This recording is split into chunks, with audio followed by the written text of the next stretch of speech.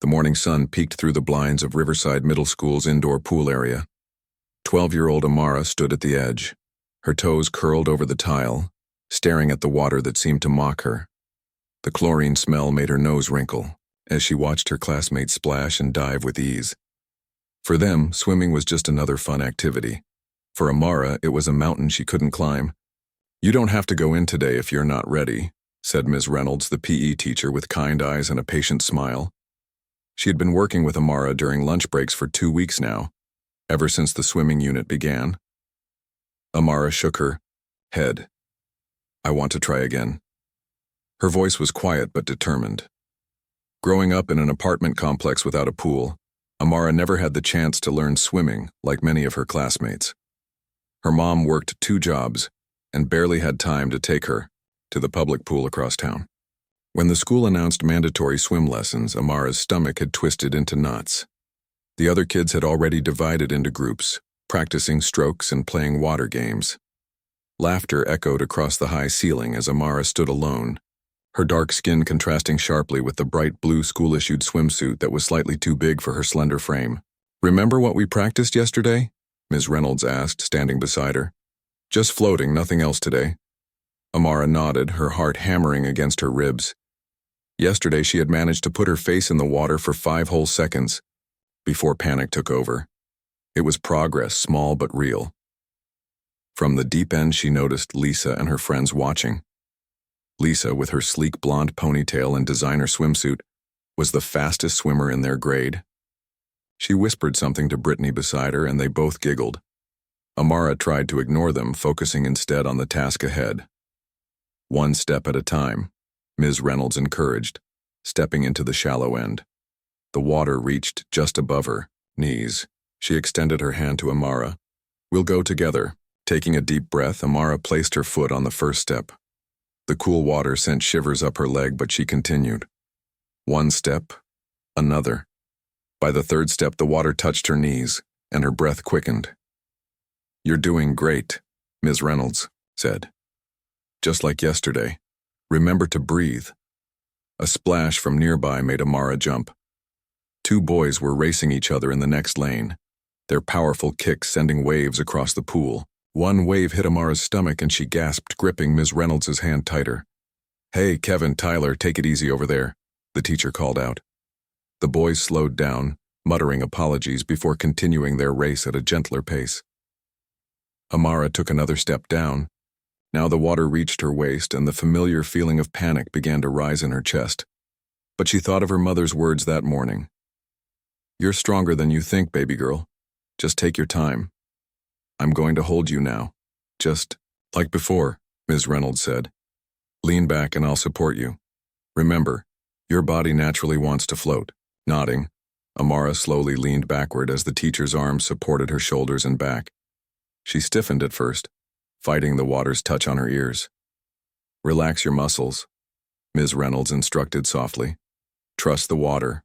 Trust yourself." Gradually, Amara let her tension go. Her ears submerged and the world became muffled. She could hear her own heartbeat steady and strong.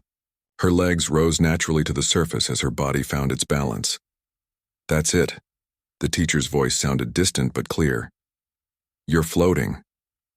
For a few magical seconds, Amara felt weightless. The fear that had gripped her for weeks loosened its hold. She was doing it. Actually floating. A small smile formed on her lips as she stared at the ceiling, counting the seconds. 1, 2, 3. From the corner of her eye, she could see other students watching. Some with curiosity, others with impatience. The swimming unit was almost over, and they wanted to move on to basketball or soccer. Activities where Amara didn't hold them back. 10, 11, 12 months. "That's fantastic, Amara." Ms. Reynolds' voice broke through her concentration. "A new record." Carefully, the teacher helped her stand again in the shallow water. Pride washed over Amara, stronger than her fear. She had never floated for so long before. "Can I try once? More?" she asked, surprising even herself with her eagerness. Ms. Reynolds beamed. "Absolutely." This time, Amara leaned back with more confidence. The water embraced her like an old friend, and she found her balance quicker. The ceiling tiles came into view and she counted again, breathing slowly and evenly. By her 30th count, Ms. Reynolds was no longer supporting her back, only hovering nearby in case she needed help. Amara was floating independently for the first time. When she finally stood up, several classmates in the shallow end clapped, including Dayon, a quiet boy who rarely spoke to anyone. "That was amazing," he said with a shy smile. "It took me forever to learn floating when I was little." Amara felt her cheeks warm with the unexpected praise. "Thanks. It's still scary, but kind of cool too." The bell rang, signaling the end of the period. Students began climbing out of the pool, heading toward the changing rooms. Amara followed, her steps lighter than they had been in weeks. Ms. Reynolds handed her a towel as she exited the pool. "I'm really proud of you, Amara. Small steps make big journeys." Wrapping the towel around her shoulders, Amara couldn't stop smiling. For once, she didn't feel like the odd one out, the girl who couldn't swim. Today, she was just another student who had accomplished something challenging. She walked toward the girls' changing room, water dripping from her swimsuit. Her success made her almost forget about Lisa and her friends who were already ahead of her in the hallway, their perfectly styled hair somehow still dry despite the swimming lesson. The changing room was warm and steamy as girls hurried to dress before the next class. Amara found a corner bench and sat down, still wrapped in her towel, savoring the moment of achievement. Tomorrow, Ms. Reynolds had promised to teach her how to kick while floating. The thought brought excitement rather than dread. As she sat there, Amara noticed an older girl entering from the high school side of the pool complex. She walked with confidence, her swimming team jacket displaying the school's colors proudly. Their eyes met briefly, and the older girl nodded with a small smile before heading to her locker. Amara decided right then that someday, she too would walk with that same confidence. Today's floating lesson was just the beginning. She had faced her fear and discovered something wonderful, the joy of overcoming a challenge that once seemed impossible. With the towel secure around her, Amara stood up, ready to change for her next class. The memory of floating would carry her through the rest of the day, a secret power she could hold on to when things got tough. What she didn't know was that her moment of triumph was about to be overshadowed by what would happen next in the hallway, between the pool and the changing rooms, an encounter that would change more than just her swimming journey. The hallway connecting the pool to the changing rooms was poorly lit and always damp. Puddles formed where eager students hadn't bothered to dry off properly.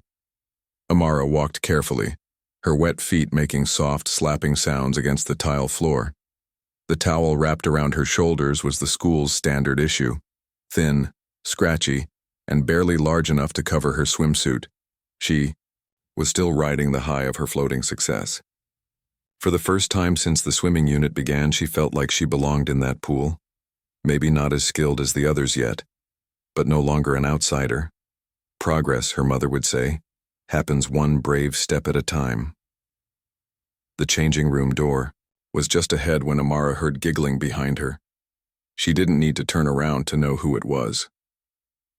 Lisa, Brittany, and their group always traveled in a pack, their voices distinct in their perfectly practiced mockery. "Hey, look who finally learned to float," Lisa called out, her voice bouncing off the tiled walls. "Only took you what, 2 whole weeks?" Amara kept walking, pretending not to hear. Ms. Reynolds had suggested this strategy. Don't engage, don't show it bothers you, keep moving forward. But the footsteps behind her quickened. "I'm talking to you," Lisa said, now directly behind her. "Don't you know it's rude to ignore people?" Stopping reluctantly, Amara turned. Lisa stood with her arms crossed, flanked by Brittany and 2 other girls Amara recognized from her class. All 4 wore matching expressions, eyebrows raised, lips curled into something between smiles and sneers. "Congrats on finally learning what kindergartners can do," Brittany added, twirling her hair with one finger. "Next, you'll be telling us you learned how to run, too." The others laughed as if this was the wittiest comment ever made. Amara tightened, her grip on the towel, feeling her momentary confidence begin to crumble. "I'm just trying to learn," she said quietly. Like everyone else. Lisa stepped closer. But you're not like everyone else, are you? You're the only one holding the whole class back.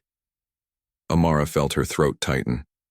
It was true that Ms. Reynolds had spent extra time with her, and sometimes the others had to wait before moving on to more advanced activities.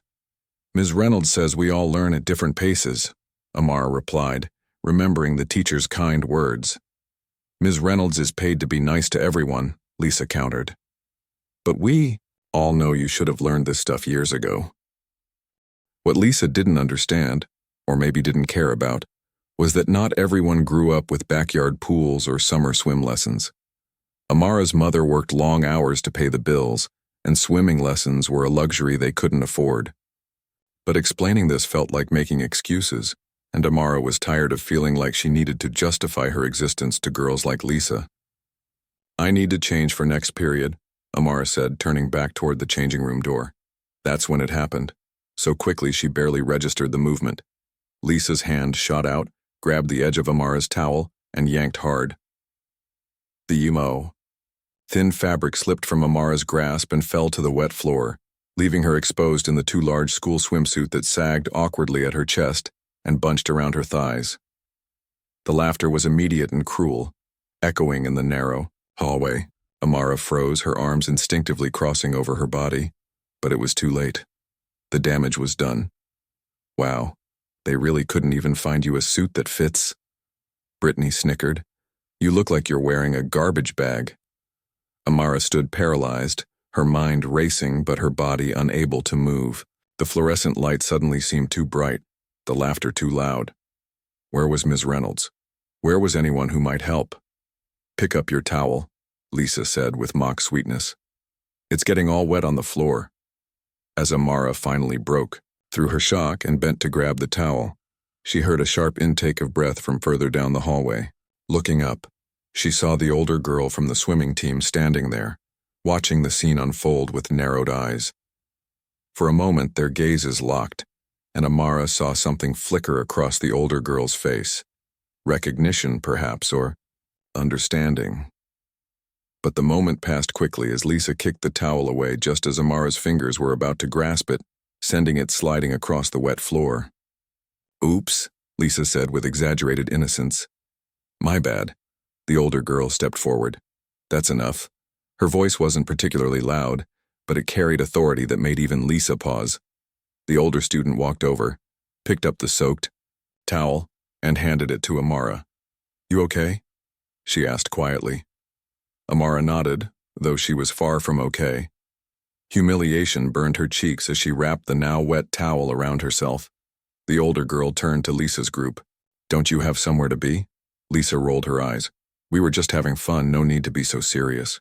Bullying isn't fun, the older girl replied simply. And you're blocking the hallway. For a moment it seemed like Lisa might argue, but something in the older girl's steady gaze made her reconsider. With an exaggerated sigh, she motioned to her friends. Come on, let's go. We're going to be late. As they walked away, Lisa called over her shoulder. See you tomorrow, Amara. Maybe by then you'll learn how to hold on to your towel.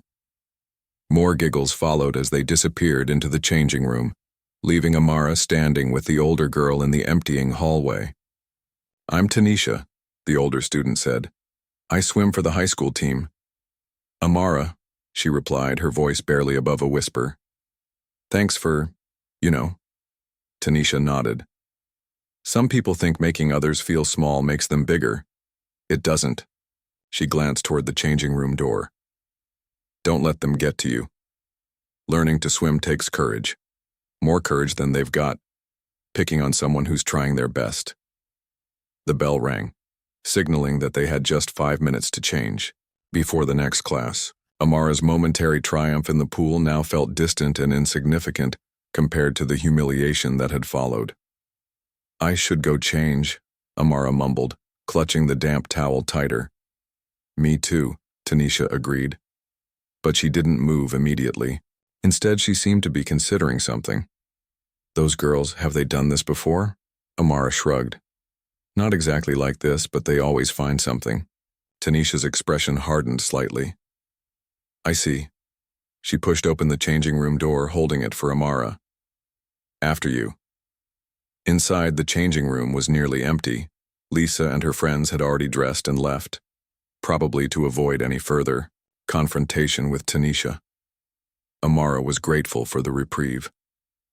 As they changed in silence, Amara couldn't help but notice the swimming team patches on Tanisha's bag. Regional champion, state qualifier, achievements that seemed as distant as the stars to Amara, who had only just managed to float. "You must be really good," Amara said, nodding toward the patches. Tanisha smiled slightly. "I work hard, but you know what? I couldn't swim at all until I was 10. She zipped up her jeans and pulled a t-shirt over her head. "My aunt taught me, in her apartment complex pool. I was scared of the water too." This revelation surprised Amara. "Really? But you're on the team and everything." 3 years of practice makes a difference, Tanisha said, packing her swim gear into her bag. Everyone starts somewhere. The final bell rang. They were officially late for the next period. Tanisha scribbled something on a small piece of paper and handed it to Amara. "That's my student email. If those girls bother you again, let me know." She zipped up her bag. "I gotta run. Chemistry test next period. But remember what I said, okay? You've got more courage than they do." With that, Tanisha hurried out, leaving Amara staring at the paper in her hand. It was such a small thing, just an email address, but it felt like a lifeline, a reminder that she wasn't entirely alone in this school where she often felt invisible. Amara quickly finished changing and headed to her next class, the paper safely tucked in her pocket. The sting of humiliation was still there, but alongside it was something new, a simmering sense of injustice, not just for herself, but for anyone who might have faced similar treatment. What Amara didn't know then was that Tanisha wasn't going straight to her chemistry test, and what happened in the 30 minutes that followed would change the dynamic between these girls in ways none of them could have predicted. Tanisha walked briskly down the hallway, her wet hair dripping onto the shoulders of her t-shirt. The chemistry test weighing on her mind suddenly seemed less important than what she had just witnessed. The image of Amara standing there, exposed and humiliated, struck a chord that resonated deep within her. 3 years ago, that had been her. Different school, different girls, but the same cruelty, the same shame burning her cheeks as others laughed. Tanisha had been the new kid then, the only black girl on the swim team trying desperately to fit in while learning strokes that the other girls had mastered years before. "Just like riding a bike," her coach had said, not understanding that. Bikes, like pools, were privileges some families couldn't afford. Rounding the corner, Tanisha slowed her pace. The late bell had already rung, so rushing wouldn't make a difference now. She leaned against the wall, closing her eyes briefly as memories washed over her. The snickering when she'd first appeared in her swimsuit, the whispers about her hair, the accidental splashes that ruined her carefully styled edges. The loneliness of being different in a space where sameness was currency. What had saved her then was Miss Patterson, a senior on the team who had noticed, who had cared, who had used her position to make it clear that such behavior wouldn't be tolerated. Not through dramatic confrontations, but through quiet solidarity and unwavering support. "You okay there?" A voice broke through her thoughts. Tanisha opened her eyes to find Mr. Gonzalez, the assistant principal, watching her with concern. "Yes, sir. Just, thinking about something." He glanced at his watch. "You're late for class." "I know. I'm sorry. There was an incident after swim practice." She hesitated, then added, "Actually, could I talk to you about something? It's important." Mr. Gonzalez considered her for a moment. Tanisha was known as a responsible student, straight A's, captain of the swim team, peer tutor in the math center. If she said something was important, it probably was. "My office is open," he said, gesturing down the hall. Tanisha followed him, suddenly uncertain. Was reporting what she'd seen the right move? Would it make things worse for Amara? But staying silent felt like betraying that younger version of herself who had needed someone to speak up. Mr. Gonzalez's office was small but neat, with student artwork framed on the walls and a jar of mints on the desk that everyone knew was his attempt to quit smoking. He motioned for her to sit. "What's on your mind, Tanisha?" She took a deep breath. I just witnessed some bullying. A group of girls pulled a towel off another student after swim class. Mr. Gonzalez's expression grew serious. Who was involved?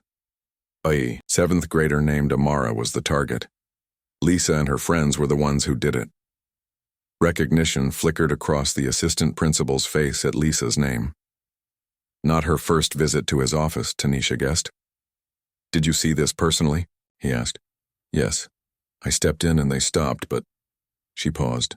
I get the feeling this wasn't a one-time thing. Mr. Gonzalez nodded slowly, making notes on a pad. I'll address this right away. Thank you for reporting it. But something in his tone made Tanisha hesitate. She'd been through the system enough to recognize the difference between I'll handle this personally and I'll file this appropriately. This sounded like the latter. What will happen now? She pressed. We'll follow protocol. Talk to the students involved. Contact parents if necessary. Protocol. The word hung in the air, sterile and impersonal. Tanisha knew what that meant, a warning for Lisa and her friends, maybe detention if there was a paper trail of previous incidents, perhaps a brief discussion about respect and school, values, and then, inevitably, more subtle torment for Amara, now labeled as a snitch on top of everything else. With all due respect, Mr. Gonzalez, protocols don't always stop bullying. Sometimes they just push it underground. Tanisha leaned forward. Amara is just learning to swim. She's already struggling, and now this. The assistant principal sighed, setting down his pen. Tanisha, I understand your concern, but there are procedures we have to follow. I can't just... I'm not asking you to break rules, she interrupted. I'm asking you to consider that sometimes addressing the symptom isn't enough. There's something deeper happening. Mr. Gonzalez studied her, his expression softening slightly. You seem personally invested in this. It wasn't a question, but Tanisha answered anyway. I was Amara once. Different school, same situation. She met his gaze directly. Someone stood up for me when I needed it. It changed everything. After a moment of silence, Mr. Gonzalez nodded. I'll speak with Ms. Reynolds about keeping a closer eye on the situation during swim class, and I'll talk to these students today, not just about this incident but the larger issue. He gave her a small smile. And no chemistry test penalty. For being late, I'll email your teacher. Thank you. Tanisha stood, sensing the conversation was over. As she reached the door, she turned back. Mr. Gonzalez, there's one more thing.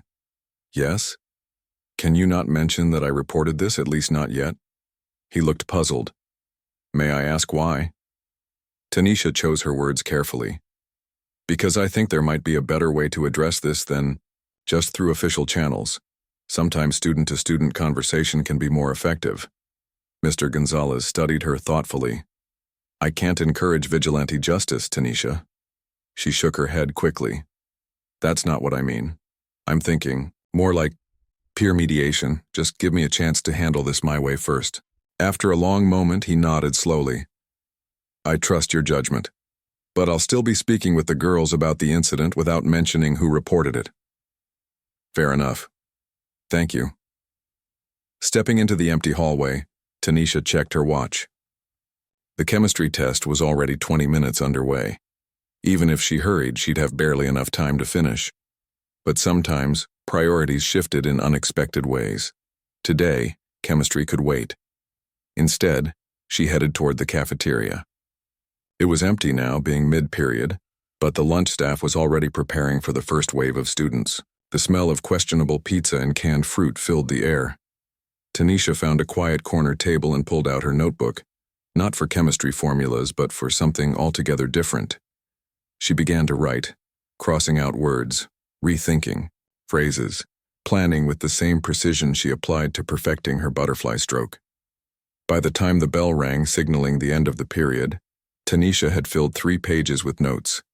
She had missed her chemistry test, but she had formulated something more important, a plan. The hallways flooded with students changing classes. Tanisha moved against the flow, searching for familiar faces. Near the water fountain, she spotted Dayon, a quiet seventh grader who she recognized from her volunteer work in the school library. "Hey, Dion," she called, making her way over. "Got a minute?" He looked surprised to be addressed by a high schooler. Sure. You're in Amara's swim class, right? I saw you there earlier." Dion nodded. "Yeah. She finally learned to float today. It was pretty cool, actually. She was really scared of the water before. Did you see what happened after in the hallway with Lisa and her friends?" His expression darkened. "No, but I'm not surprised. They're always picking on someone. Have they targeted Amara before?" Dion shifted uncomfortably. "Sometimes. Mostly about her not knowing how to swim, or her clothes, or whatever they can find." "Really? And nobody says anything?" Tanisha pressed. He shrugged, looking down. "What can we do? They're like the popular ones." Tanisha considered this. What if someone showed them that being popular doesn't mean you get to hurt people? "Like a teacher?" "No," Tanisha said slowly. "Like other students. Like us." Dion looked skeptical. "You want to confront Lisa's group? That won't end well?" "I'm not talking about confrontation," Tanisha explained. "I'm talking about education. Sometimes people behave badly because nobody's ever shown them a better way." "That sounds like something from a school poster," Dion said with a half smile. Tanisha laughed. "Maybe, but I've seen it work." She lowered her voice. "Look, all I'm asking is that you keep an eye on Amara in swim class. Make sure she knows not everyone thinks like Lisa." Dion considered this, then nodded. "I can do that. She seemed nice when we talked today." "Thanks." Tanisha glanced at the clock on the wall. "I should get to class. But one more thing. Do you know when Lisa and her friends have lunch?" "Same as me. Next period." "Perfect." Tanisha smiled. "Thanks, Dion. You're a good guy." As she walked away, Tanisha felt a familiar pre-race calm settling over her, the kind that came before diving into the pool for an important meet. Focused, determined, clear about what needed to be done. She had 20 minutes to get to her next class, apologized to her chemistry teacher, and arranged to take the test during study hall. Then lunch period would begin, and with it the next phase of her plan.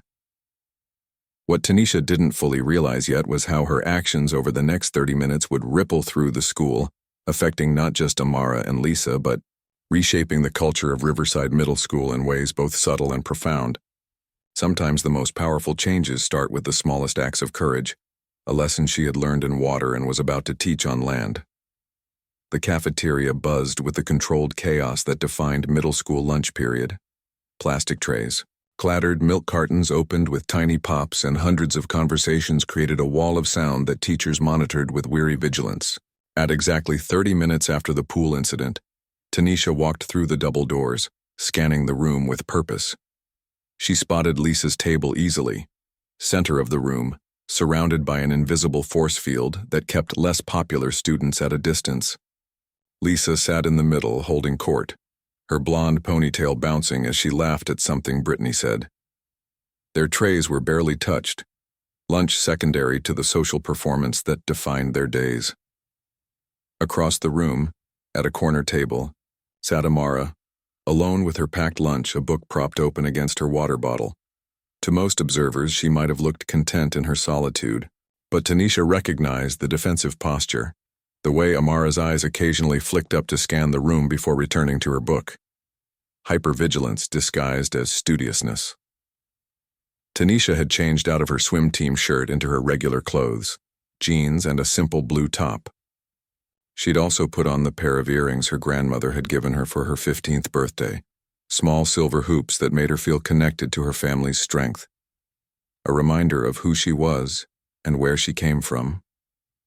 Taking a deep breath, she walked toward Lisa's table, her tray balanced carefully in her hands. Conversations hushed slightly as she passed. High schoolers rarely ventured into the middle school lunch period. She was a curiosity, her presence an anomaly that drew attention. When she reached Lisa's table, she set her tray down in the one empty spot without asking permission. 6 pairs of eyes turned to her in unified surprise. This table is kind of taken," Lisa said, raising an eyebrow. Tanisha smiled pleasantly. I see an empty seat. Mind if I join you? Before Lisa could respond, Brittany spoke up. Aren't you like in high school or something? Junior year, Tanisha confirmed, sitting down.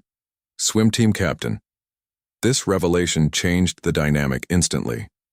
Being a captain of anything earned automatic status points in the middle school. Hierarchy. Several girls at the table straightened their postures slightly.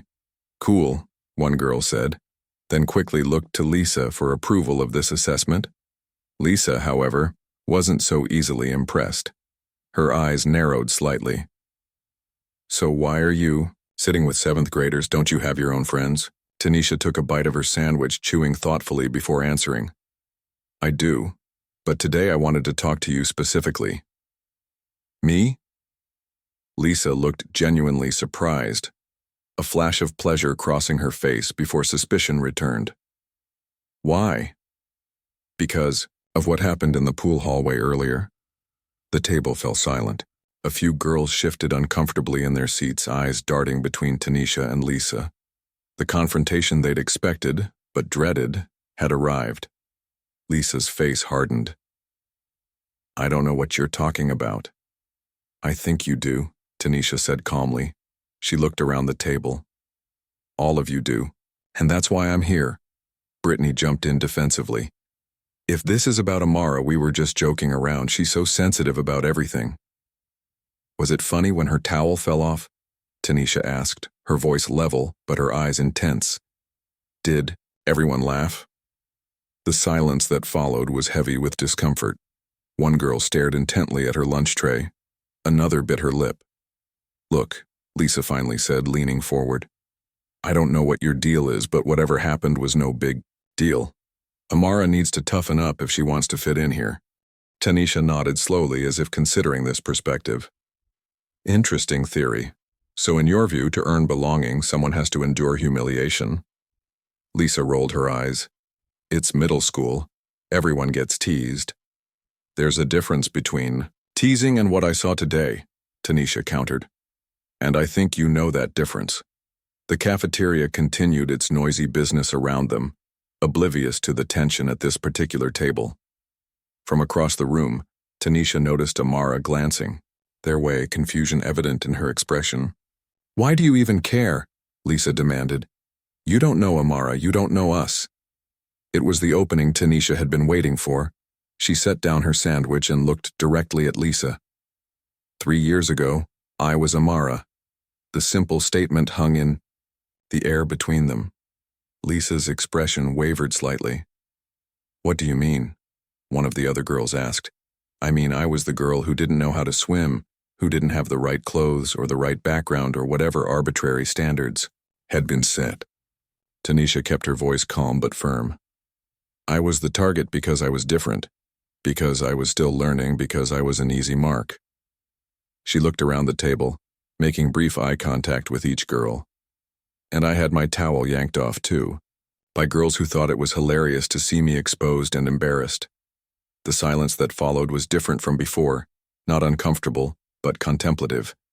Even Lisa seemed momentarily lost for words. What happened? Brittany finally asked, her voice smaller than usual. A senior on the team spoke up, not just to the girls who were bullying me, but to everyone watching and saying nothing. She made them see me as a person, not just a target. Tanisha paused. And you know what? Those same girls who tormented me ended up becoming my teammates. Some even became friends. So what, you're here for revenge? Lisa asked, though her usual sharp tone had dulled. Tanisha shook her head. If I wanted revenge, I'd have gone straight to Mr. Gonzalez. I'm here because I see something in you that maybe you don't see in yourself. What's that supposed to mean? Lisa challenged. But there was genuine curiosity beneath her defensiveness. It means I recognize that sometimes people who hurt others are hurting themselves, or they've never been shown a different way to gain respect. Tanisha held Lisa's gaze steadily. You have influence, Lisa. People listen to you, follow your lead. That's a kind of power. The question is how you use it. The bell signaling the 5-minute warning before the end of lunch period rang, cutting through their conversation. Students around them began gathering trash, closing lunchboxes, forming lines at the garbage cans.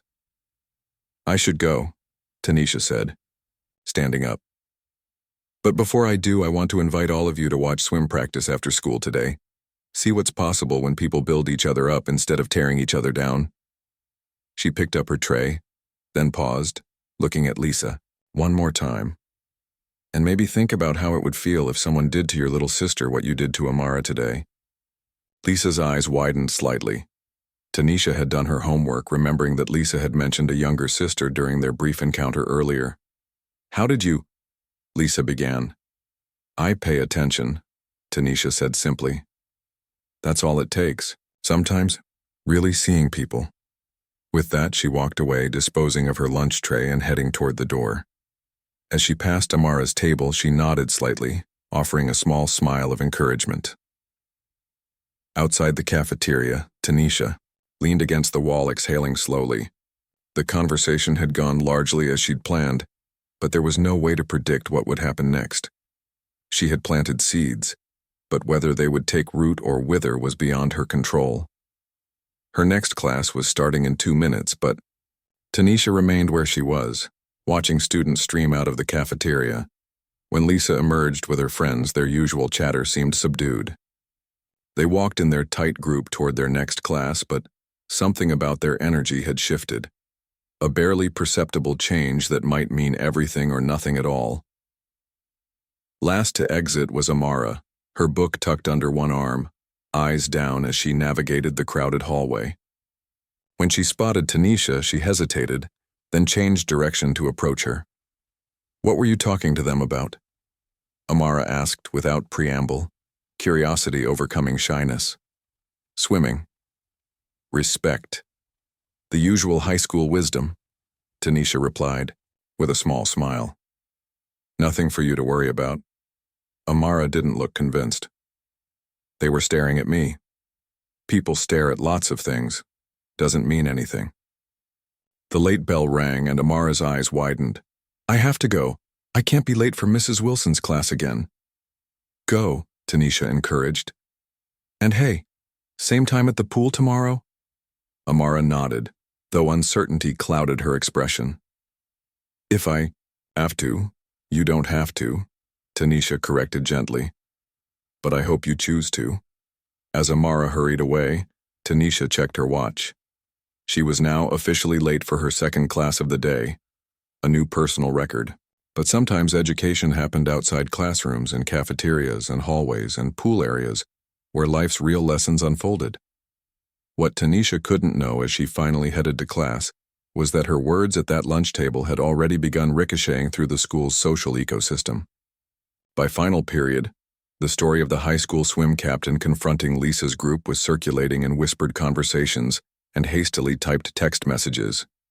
And by the time the final bell rang, something remarkable was beginning to take shape. The first fragile roots of change, sprouting in the most unexpected places. The final bell of the day rang through Riverside Middle School, sending waves of students flowing toward buses, waiting parents, and the freedom of after-school hours. Amara walked slowly to her locker, still replaying the strange events of the day in her mind. From triumph in the pool to humiliation in the hallway, to the mysterious lunchtime conversation between Tanisha and Lisa's group, it was more drama than she usually experienced in a month. She spun her combination lock with practiced fingers, the metal cool against her skin. Inside, her swimming bag waited, still damp from the morning's class. The thought of returning to the pool tomorrow made her stomach tighten, but not entirely from fear this time. Something else had begun to take root, a tiny seedling of determination watered by both her floating success and Tanisha's unexpected support. "Hey." The voice startled her.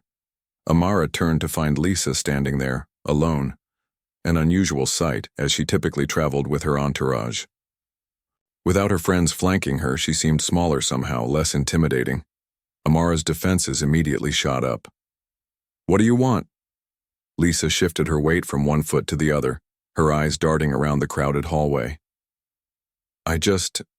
She paused, seeming to struggle with words that didn't come as easily without an audience to approve them. About what happened today, after swim class. Amara waited, her hand still gripping her locker door like a shield. It was stupid, Lisa finally said. And mean.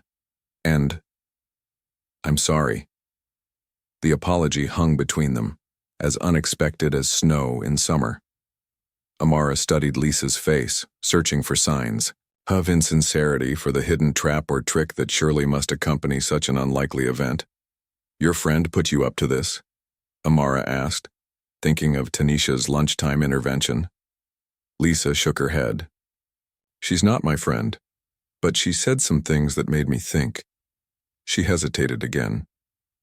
I have a little sister, she's 8. If someone did that to her... Her voice trailed off. The sincerity in Lisa's eyes was so surprising that Amara found herself momentarily speechless. This wasn't the perfectly composed, confidently cruel girl who had yanked away her towel just hours ago. This was someone else, or perhaps just another side of the same person, one that rarely got permission to surface. Okay, Amara said finally, not quite ready to offer forgiveness but acknowledging the effort. Thanks for saying that. An awkward silence fell between them, thick with unspoken words and the weight of established roles suddenly thrown into question. Down the hall, Brittany appeared, spotted them talking, and froze in visible confusion. I should go, Lisa said, noticing her friend. See you tomorrow, I guess. As she walked away, Amara couldn't help but call after her. Why? Lisa turned back. Why what? Why did you guys pick on me? I never did anything to you. The question seemed to catch Lisa off guard. She glanced around as if checking who might overhear, then stepped closer to Amara's locker. I don't know, she admitted, her voice low. You were just... there, different, and easy to... She struggled to find the right word. Target? Amara supplied. Lisa nodded, looking genuinely uncomfortable with the truth of it. Yeah, but that swim team girl was right. It's a pretty weak way to feel important. She gave a small, self-conscious shrug. Anyway, that's all I wanted to say. This time when she walked away, Amara let her go, watching as she rejoined Brittany. Their hushed conversation was punctuated by glances back in Amara's direction. Whatever new understanding had begun with Lisa, it clearly hadn't yet extended to her entire circle.